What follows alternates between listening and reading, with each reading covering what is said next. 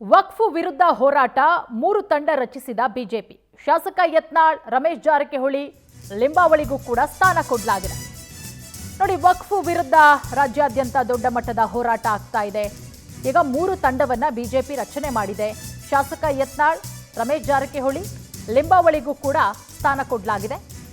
ಮತ್ತೊಂದು ಕಡೆ ಮಾಜಿ ಸಂಸದ ಪ್ರತಾಪ್ ಸಿಂಹಗೆ 3 ತಂಡಗಳಲ್ಲೂ ಕೂಡ ಸ್ಥಾನ ಸಿಕ್ಕಿಲ್ಲ. ಮಾಜಿ ಸಂಸದ ಪ್ರತಾಪ್ ಸಿಂಹಗೆ ರಾಜ್ಯಾಧ್ಯಕ್ಷ ವಿಜಯೇಂದ್ರ ಟಕ್ಕರ್ ಕೊಟ್ಟಿದ್ದಾರೆ. ತಮ್ಮ ನಾಯಕತ್ವದ ವಿರುದ್ಧ ಪ್ರತಾಪ್ ಸಿಂಹ ಸಿಡಿದೆದ್ದಿದ್ರು. ಈಗ ಪ್ರತಾಪ್ ಸಿಂಹಗೆ ಚಾನ್ಸ್ ಕೊಟ್ಟಿಲ್ಲ. ವಕ್ಫ್ ಆಸ್ತಿ ಕುರಿತು ಅಧ್ಯಯನ ಪ್ರವಾಸದಲ್ಲಿ ಪ್ರತಾಪ್ ಸಿಂಹಗೆ ಚಾನ್ಸ್ ಇಲ್ಲ. ಬರೀ ರೆಬಲ್ ಟೀಮ್ ನೇತೃತ್ವ ವಹಿಸಿದವರಿಗೆ ಮಾತ್ರ ಅವಕಾಶ ಕೊಡಲಾಗಿದೆ. ಯತ್ನಾಳ್ ಇರ್ತಾರೆ, ರಮೇಶ್ ಜಾರಕಿಹೊಳಿ ಅವರು ಒಂದು ಟೀಮು, ಅರವಿಂದ ಲಿಂಬಾವಳಿ ಅವರಿಗೂ ಕೂಡ ಅಲ್ಲಿ ಸ್ಥಾನ ಕೊಡಲಾಗಿದೆ. ಯತ್ನಾಳ್ ಟೀಮ್ನಲ್ಲಿದ್ದ ಪ್ರತಾಪ್ ಸಿಂಹಗೆ ಚಾನ್ಸ್ ಕೊಟ್ಟಿಲ್ಲ BY ವಿಜಯೇಂದ್ರ. RSS ನಾಯಕರ ಸಭೆಯಲ್ಲಿ ಬಹಿರಂಗವಾಗಿ ವಿಜಯೇಂದ್ರ ವಿರೋಧವನ್ನ ಮಾಡಿದ್ರು, ವಿಜಯೇಂದ್ರ ಅವರನ್ನ ಪ್ರತಾಪ್ ಸಿಂಹ. ಆನಂತರ ರೆಬಲ್ಸ್ ಜೊತೆಗೂಡಿ ವಿಜಯೇಂದ್ರ ವಿರುದ್ಧ ಆಂತರಿಕ ಸಮರ ಕೂಡ ಸಾರಿದ್ರು. ಸೊ ಹಾಗಾಗಿ ಈಗ ಅವರನ್ನ ಸ್ಥಾನದಿಂದ ಕೈಬಿಡಲಾಗಿದೆ.